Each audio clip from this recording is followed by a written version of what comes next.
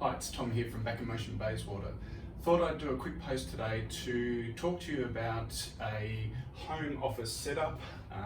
If you're working from home or if you're fortunate enough to still be at the office, there's some great tips in here as well, but also a bit of advice about how to work at home and stay injury free or without pain. So first of all, the office setup or the desk setup. It's best if you can find a nice light place.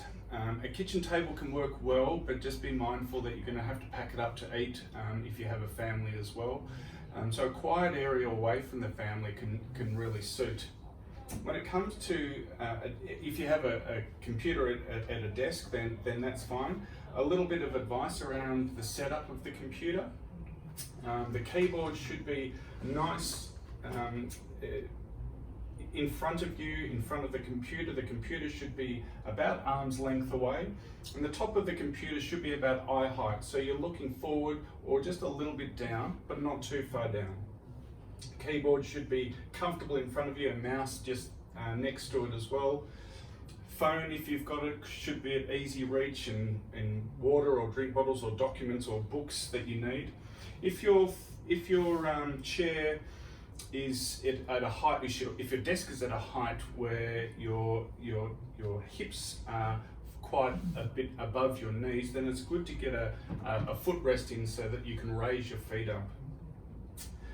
When we're at the computer, at our chair, if we have got an office chair, that's fantastic. If we haven't, it's still all right to use a kitchen chair, say for instance. But we might just need to put a small cushion in the small of your back to maintain that good posture. The important thing about posture when we're sitting is it's really easy to slump. No matter what ergonomic chair you've got, we can still slump. So a good kind of thing to think of is if we're thinking about our chest, we want that chest to be as high as possible. So just thinking, rather than pulling your shoulders back or tucking your chin in and staying in a rigid spot, just think, I need to elevate my chest, and things tend to sit more comfortably in an ergonomic position with that. So if I'm sitting up tall and I've got my arms at 90 degrees or about that, that's comfortable for me working that. If I haven't got a computer but I've got a laptop, getting a wireless keyboard and a wireless mouse, putting the laptop up on a level that's similar size to similar height to the office computer that you've got at your office, that's the ideal. What we're just trying to do is just adapt so that we're replicating what we have at home with how we would be at the office. Standing desks are fantastic, so if you can work out a way to be able to stand up and work, that's ideal. When it comes to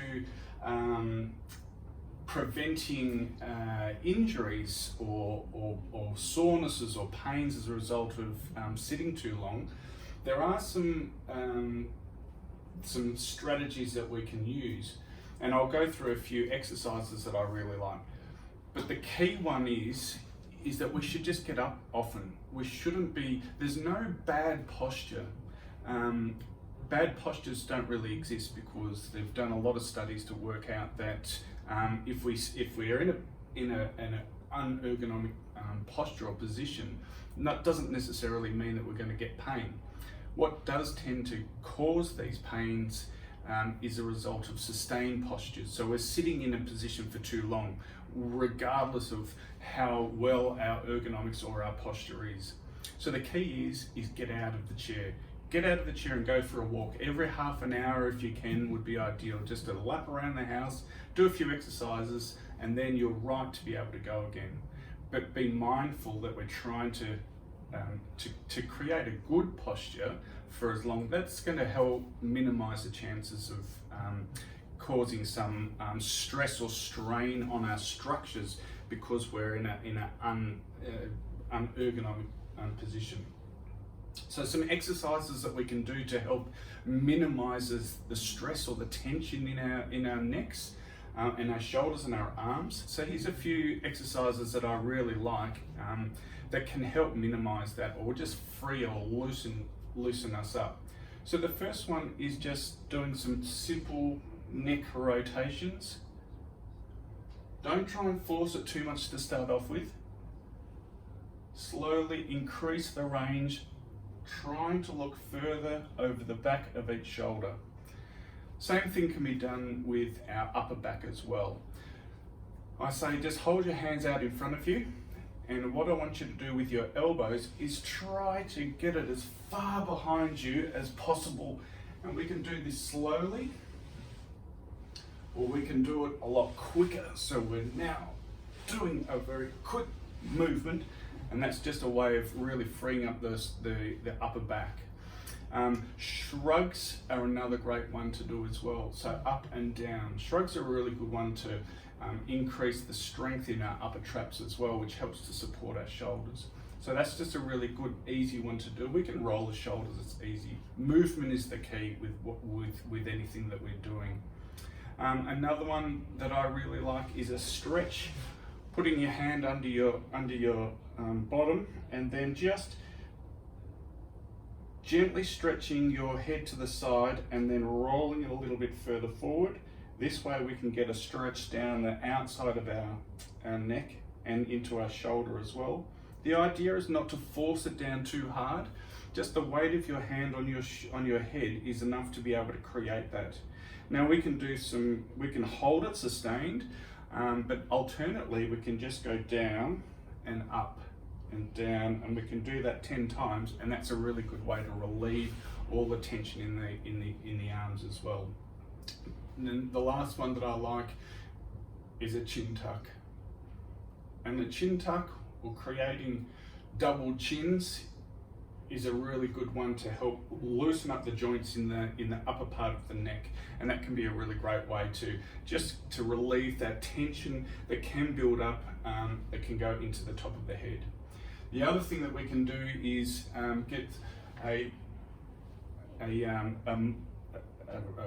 this is a device or a ball that we can do to help do some self-massage.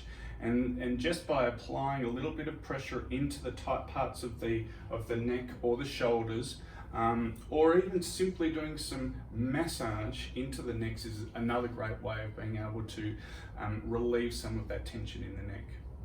So there's just some tips, but the key one for me is movement. Movement is the key. Movement is medicine. So if there's one thing that I want you to do, is just continually moving. And if it's just moving at the desk, because I'm more active when I'm at my workplace, that's good. But if we can get out of the chair and go for a walk regularly, that's certainly a great way to be able to maintain our bodies. So thanks.